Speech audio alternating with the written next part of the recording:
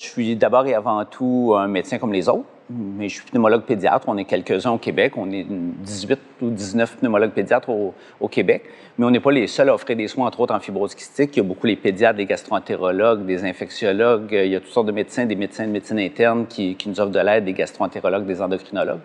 Donc, je suis pneumologue pédiatre, oui. Donc, je m'occupe des soins aux poumons des enfants. Mais comme la fibrose kystique est une maladie multidisciplinaire avec une atteinte pas juste au niveau des poumons, bien, on s'assure qu'il y ait de l'aide de notre côté pour nous soutenir, les pneumologues, dans les soins de ces enfants-là. Fait que oui, je suis le directeur de la clinique, mais je suis juste un membre de toute la clinique en tant que tel, là.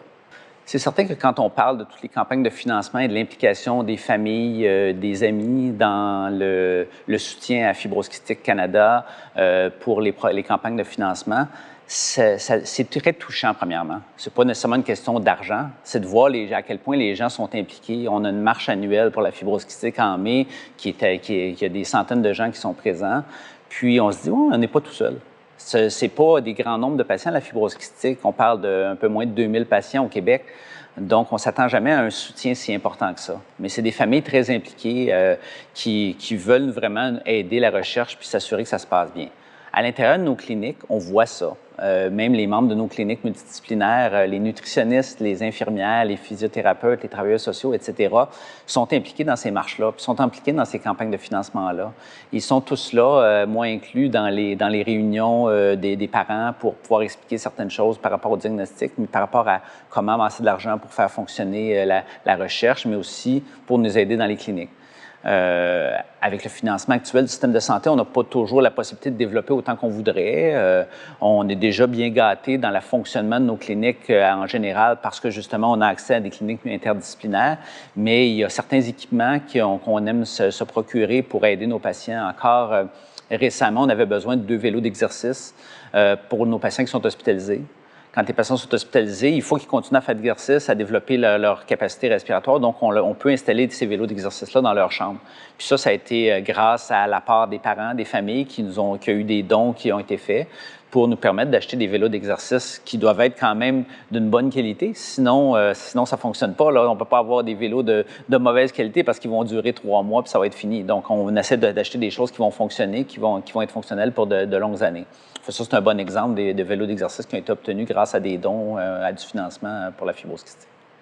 Quand j'ai commencé en fibrose kystique, il y a entre 15 et 20 ans, oui, on avait toujours de l'espoir. On parlait de la thérapie génique qui va venir, puis peut-être que d'ici 15 à 20 ans, la fibrose kystique va être mieux. On parlait des modulateurs, des correcteurs, de différentes thérapies qui s'en venaient dans le futur, qui pourraient aider les familles. Puis on le mentionnait quand on rencontrait des parents initialement à la naissance, en disant, puis au moment du diagnostic, on leur disait, écoutez, il y a des traitements qui vont venir dans l'avenir, puis vos enfants, probablement, qui vont pouvoir en bénéficier éventuellement. Mais ces traitements-là, ils arrivent. Ils sont proches d'être sur le marché. Certains commencent à fonctionner puis à être efficaces pour certains types de patients, mais il y a encore du travail à faire. Sauf qu'il y a vraiment un espoir beaucoup plus rapproché que ce qu'on avait il y a 10 ans, 15 ans ou 20 ans.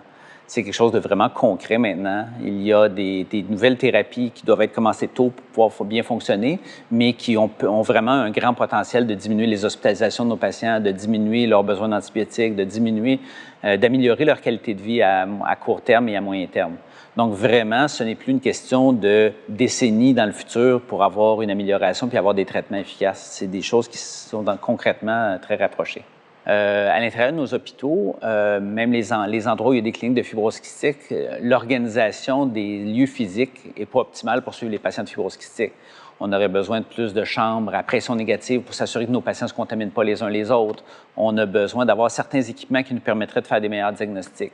Puis aussi, on a besoin du soutien de psychologues dans plusieurs cliniques qui ne sont pas disponibles, de pharmaciens qui devraient nous soutenir avec des thérapies de plus en plus compliquées pour pouvoir avoir une meilleure communication avec les pharmacies régionales.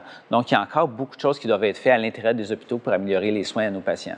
Fait que c'est certain qu'il y a certains combats qui doivent être faits de ce côté-là.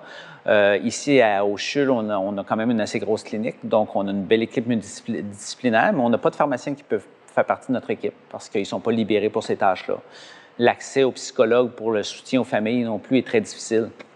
Puis, nous, on est une des grandes cliniques. Quand on parle des plus petites cliniques régionales, l'accès à des soins surspécialisés comme ça est encore plus difficile. On essaie de les soutenir dans ces cas-là, mais il n'y a pas nécessairement le soutien multidisciplinaire aussi important que dans les plus grandes cliniques. Puis, quand je parle à mes collègues de partout au Québec, c'est un peu la même question. Donc, oui, il y a beaucoup d'avantages. On va pouvoir faire du dépistage néonatal éventuellement, ça va nous aider, mais il y a encore beaucoup de soutien qui doit continuer auprès de ces familles-là, ne serait-ce que par les cliniques interdisciplinaires et multidisciplinaires, mais aussi par certains équipements qui nous aideraient à mieux fonctionner, à éviter les contaminations entre les patients, etc.